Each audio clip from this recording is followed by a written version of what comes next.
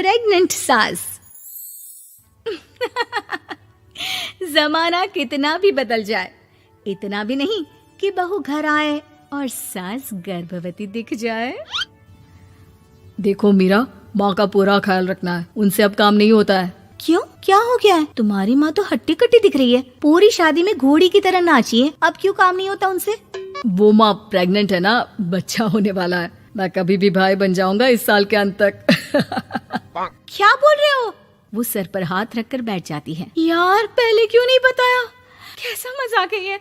झूठ बोल रहे हो ना? हाँ, झूठ बोल रहे हो ना? तभी ससुर की आवाज आती है। बहू, पानी गरम कर दे, तेरी सास को दवाई देनी है। समय पर दवाई ना दी तो परेशानी हो जाएगी। और हाँ, जरा काजू पीस कर दूध में मिलाकर ले आना। तेरी सास खुद से तो अपनी संभाल करेगी नहीं। हे भगवान, ये मैं क्या सुन रही हूँ? ये ससुर जी को क्या हो गया है? मैं क्या सोच कर आई थी? हाय रे, मैं तो किसी को मुंह भी नहीं दिखा पाऊंगी। अब ये रोना धोना बाद में करना, पहले गर्म पानी कर दो, माँ को दवाई देनी होगी। और हाँ, रात को माँ के पैरों में तेल लगा देना। बहू को गुस्सा आ जाता है, वो बड़बड़ करती किचन में जाती है जहाँ उसका ससुर खड़ा होता है। एक बड़ी जिम्मेदारी है हम सबके सर ऊपर। इस उम्र में माँ बनना खतरे से खाली नहीं होता। हाँ हाँ पता है, तो क्यों बन गई माँ? अरे खतरे से कम नहीं है तो क्या जरूरत थी लल्ला पैदा करने की? कैसी बात कर रही हो बहू? क्या तुम खुश नहीं कि घर में एक नया मेहमान आएगा, छोटे छोटे पैरों से पूरे घर में घूमेगा? पिताजी, ये हाथ जोड़े आपके, आप यहाँ से जाओ। ये शायरी बाद में बताना, अभी मैं पानी गरम करके थर्मस में दे देती हूँ। सारा दिन पिलाते रहो गरम पानी। और हाँ, ये बच्ची की बात बार बार मुझसे कोई नहीं करेगा। बहू का पारा अब चढ़ा ही रहता था। वो काम तो सारा करती, लेकिन किलस किलस कर। मीरा सारे काम से फुर्सत पाकर बैठी होती है कि माँ का फोन आ जाता है। बेटा, बहुत बड़ी जिम्मेदारी है तेरे सर पर, अच्छे से निभाना। ससुराल में हर किसी को खुश रखना वैसे तो मुश्किल है, लेकिन भगवान ही हिम्मत देता है बहू को हर कुछ सहकर सबको खुश रखने की। क्या बड़बड़ किए जा रही हो माँ? जानती भी हो कि यहाँ क्या चल रहा है? मेरी सास, अरे तेरी सास तो देवी है देवी। कितने खुश हो रहे थे सारे तेरी सूरत देख देख कर। पता नहीं जैसे बहू नहीं कोई मन मांगी मुराद मिल गई हो उन लोगों को। अरे बात तो पूरी सुनो। मन मांगी बुरा तो पूरी हुई है।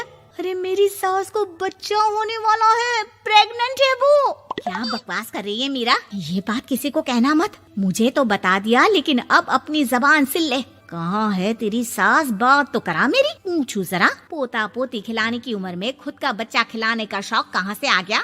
और आया भी तो बताना तो चाहिए था। अब क्या नाक कटाने के लिए हम लोगों से रिश्ता जोड़ा है? रुक, तेरे पापा से बात करती हूँ। मीरा फोन रखकर लेट जाती है। वो एक सपना देखती है कि उसकी गोद में एक बच्चा खेल रहा है। भाभी की गोद में कितना खुश दिख रहा है ना, लग ही नहीं रहा कि भाभी है। मैं तेरे लिए क्या लाया हूँ, सोने की बालियाँ। तेरी शादी में तो मैं बुढ़ा हो जाऊंगा ना। अरे कैसी बात कर रहा है बेटा, इसकी जिम्मेदारी तो तू ही लेगा। हम लोगों का तो कोई भरोसा नहीं, कब ऊपर वाला उठा ले। बहू को सास को देख देख कर गुस्सा आ रहा था। तभी वहाँ पड़ोसन आ जाती है। अरे बहू, तुझसे तो पूछने से भी डर लगता है कि कब खुशखबरी सुना रही है। अब तो अपनी 1 महीने की ननद की ही जिम्मेदारी संभाल ले, बहुत है। अपने जेवर भी रख देना और पैसे भी जमा करना शुरू कर दे। वो बात आगे बढ़ाती उससे पहले ही बहू जोर से चिल्लाकर उठ जाती है। नहीं नहीं नहीं नहीं, मैं अपने जेवर किसी को नहीं दूंगी। अरे कौन ले रहा है तुम्हारे जेवर? तुम औरतें भी ना सपने में भी जेवर ही संभालती रहती हो। मैंने जो सपना देखा है ना, सुनोगे तो होश उड़ जाएंगे। अच्छा, तुम अपना सपना बाद में बताना, पहले मेरा सुनो। कल मैंने इतना अच्छा सपना देखा कि अगर वो पूरा हो जाता है ना तो मैं तुम्हारे लिए रानी हार बनवा दूंगा। बहू अब सारे गम भूलकर पति का सपना सुनने में लग जाती है। अरे क्या सपना था बताइए ना, बोलिए भी तो, क्या सपना है? मैं पूरा कर दूंगी अगर बात रानी हार की है तो। बोलिए बोलिए। मैंने रात को सपना देखा कि माँ को बेटी हुई है और मुझे बहन। सच्ची, इस घर में बेटी हो जाए तो मैं तो झूम ही उठूं। मीरा का मुंह बन जाता है। वो चुप हो जाती है और सपने की बात याद करती है कि बेटी हुई तो उसे ही अपने गहने उसे देने होंगे।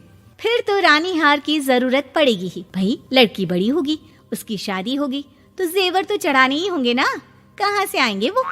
कितने समझदार हो तुम मीरा। मैंने भी यही सोचकर तुम्हारे लिए रानी हार लेने का सोचा था। अरे फूटी किस्मत मेरी जो ऐसा परिवार मिला।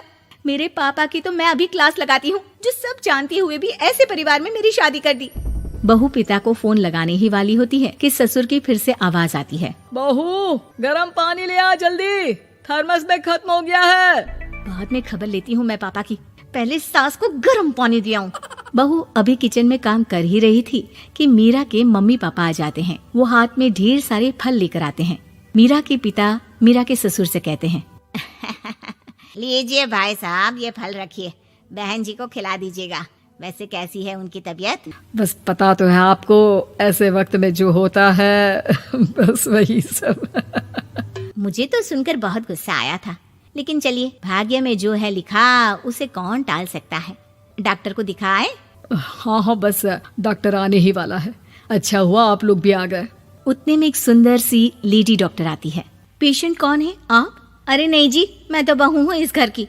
मैं तो अभी सोच भी नहीं सकती पोता या पोती के बारे में। अभी तो मेरी सास ही। अरे चुप हो जाना, देख तो ले, डॉक्टर है ये, किसी के भी सामने गुस्सा फोड़ देती है।